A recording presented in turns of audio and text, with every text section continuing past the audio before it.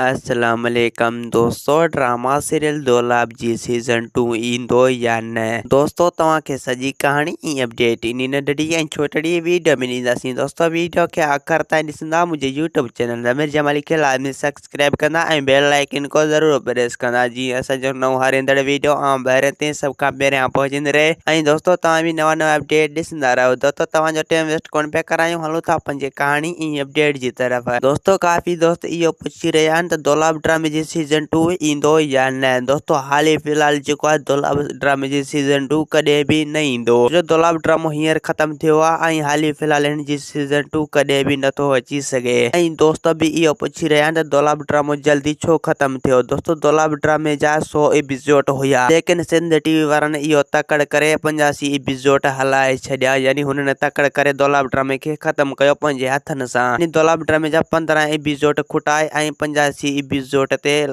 ड्रामे खे एंड कयो वियो, छो जो दोलाब ड्रामो काफ़ी माण्हुनि खे मज़ो ॾिनी ऐं सिंध टीवी वारनि खे बि मज़ो ॾिनी। उनजे करे पोइ दोलाब ड्रामे खे हिते एंड कयो वियो ऐं 15 एपिसोड न हलाया विया। दोस्तों पोइ इन तरीक़े सां हाणे सिंध टीवी वारा इहो पिया चाहिनि त हाणे वेरनि जी वस्ती ड्रामे खे हलायो वञे, उनजे करे दोलाब ड्रामे खे जल्दी ख़त्म कयो वियो। ऐं ॿिए पासे दोस्तों हाणे तव्हां ॾिसंदो त तव्हांजे लाइ हिकु वॾी ख़ुशख़बरी अचण वारी आहे। वेरनि जी वस्ती ड्रामो हाणे तमामु जल्द अवां ॿाहिरनि जे साम्हूं अचण वारी आहे। तो हाणे तव्हांखे रुॻो प्रोमो जो इंतज़ारु करणो पवंदो। अगरि जेकॾहिं प्रोमो अची वियो त पोइ तव्हां इहो सम्झी छॾियो त वेरनि जी वस्ती ड्रामे जी एपिसोड हाणे तमामु जल्द अचण वारी आहे। रुॻो तव्हांखे प्रोमो जो इंतज़ारु करणो पवंदो। त वेरनि जी वस्ती हिकु सुठो ड्रामो आहे ऐं बहितरीनु ड्रामो आहे। उन में सुठा सुठा अदाकार कमु करे रहिया आहिनि ऐं उन में आजन प्रेमी जो मेन किरदारु आहे। उन में अहमद अली शेख बि कमु करे रहियो आहे ऐं ॿिया सिंध जा नाले वारा अदाकार कमु करे रहिया आहिनि, यानी दोलाब ड्रामे जे बराबरि ज़रूरु बीहंदो। दोस्तों असांखे ॾींदा हाणे इजाज़त, वरी तव्हां सां मिलंदासीं कंहिं नई ईंदड़ वीडियो में। जेसीं ताईं पंहिंजो ख़्यालु रखंदा। ख़ुदा हाफ़िज़।